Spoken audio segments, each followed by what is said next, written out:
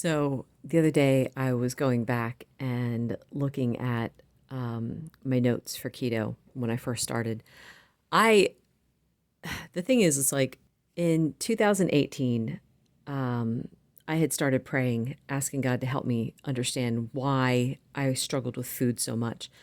At that point in my life, we were buying like bags of little chocolates. And the idea is it's just a little bit of chocolate. You know, you just have this little candy bar and you're good.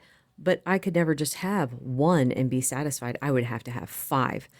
And because I was doing calorie counting at that point, I could fit them into my macros. And it was, I could still have the chocolate, I'd be fine. But I was so frustrated with my lack of self control. So I started praying. I'm like, all right, Lord, help me to figure this out. Help me to understand what my problem is. And I thought I would take a walk through Proverbs for 40 days and see what I could discover. And that actually led to a couple things. That 40 days, once it was done, all the things I had learned in that 40 days were just incredible. Learning about self control and like the one proverb in particular, like a city whose walls are broken down is a person who lacks self control. That was me 100%. The walls were down, no self control with the food, but that leads to lack of self control in other areas. And I knew that. So for that year, from 2018 and 2019, I was praying for God to help me get self control. And He kept teaching me things too. It's like I was deliberately sabotaging myself with the foods that I would choose because we would go out to lunch or out to dinner. And, you don't just have the meal, you have to have appetizer, meal, and dessert. And I would be dying later. I'd be so full. I'd be walking up and down the hallway because my stomach hurt so bad. And I was hoping to get it to digest some. So, yeah, that was a extensive learning experience, but it got me in the habit of writing things down so that when I started going low carb, I actually started writing down how I felt and what was going on. And it's kind of interesting. The other day, I was reading back over like the first month.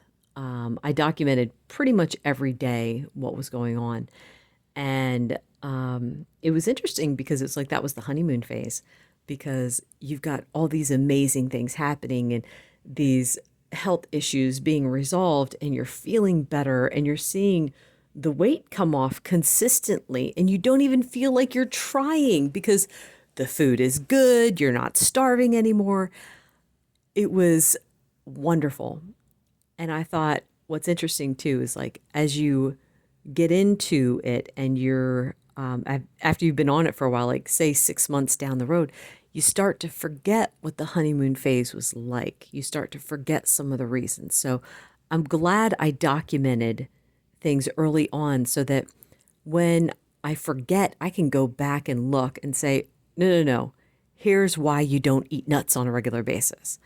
Here's why you were weighing your food. There's reasons behind what you're doing. Let's go back and remember those reasons. So I would encourage anyone who is, even if you've been doing it for 6 months, write down the reasons why you're doing it.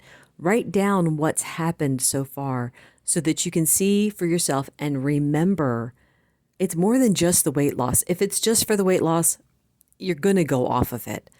Write down the good reasons of why you're sticking to it, why you made the changes, why you continued to stick with it.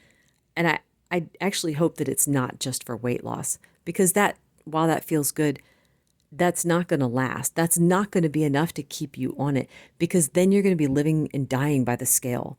So it's like, oh, I ate all this garbage yesterday and the scale didn't go down or the scale didn't go up, even though I ate all that stuff. So therefore I can eat all that stuff again. You don't want the scale to be the reason why you're sticking to the diet. So anyway, that's all I have to say. Thanks so much for listening. Bye.